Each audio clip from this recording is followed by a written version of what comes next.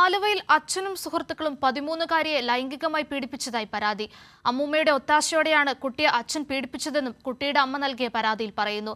Binanipuram police POCSO വകുപ്പിൽ കേസെടുത്ത് അന്വേഷണം ആരംഭിച്ചു. കുട്ടിക്ക് 11 വയസ്സുള്ളപ്പോഴാണ് കുട്ടിയുടെ അച്ഛനും സുഹൃത്തുക്കളും പീഡിപ്പിച്ചതെന്നാണ് കുട്ടിയുടെ അമ്മ നൽകിയ പരാതിയിൽ പറയുന്നത്. അമ്മനെ അവൾ വിളിക്കുന്ന തങ്കു എന്നാണ്. അപ്പോൾ ആൾ ഉറങ്ങുവാണെന്ന് വെച്ചാൽ തങ്കു എന്ന് പറഞ്ഞാൽ അങ്ങോട്ട് ഡോറ് തുറക്കുമ്പോൾ മോള് കാണുന്നത് അവളുടെ അച്ഛനും അതെൻ്റെ ഹസ്ബൻഡും അമ്മയും കൂടി.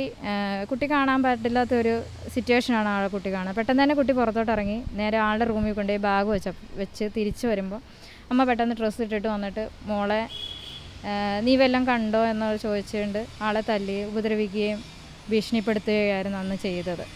ഇത്രയും പേരും കൂടി വീട്ടിലോട്ട് വരികയും എന്തോ ഒരു പൂജ പോലുള്ള സെറ്റപ്പ് അവിടെ നടത്തുകയും ചെയ്തു. അപ്പം മോളിത് കണ്ടുകൊണ്ടിരുന്ന് കഴിഞ്ഞപ്പോഴത്തേക്ക് അവളെ കട്ടിലിൽ പിടിച്ച് ബലമായിട്ട് പിടിച്ച് കിടത്തി. അപ്പോൾ അവളൊരൊച്ച വെച്ചപ്പം അമ്മു ആളുടെ വാ പൊത്തി പിടിച്ചുകൊണ്ടിരുന്നു. അപ്പോഴത്തേക്ക് കുറച്ച് കഴിഞ്ഞപ്പം അച്ഛൻ പുറകെ കയറി വരുന്നു. അച്ഛൻ പുറകെ കയറി വന്നിട്ട് പിന്നെ എനിക്കതെങ്ങനെ പറയണമെന്നറിയത്തില്ല.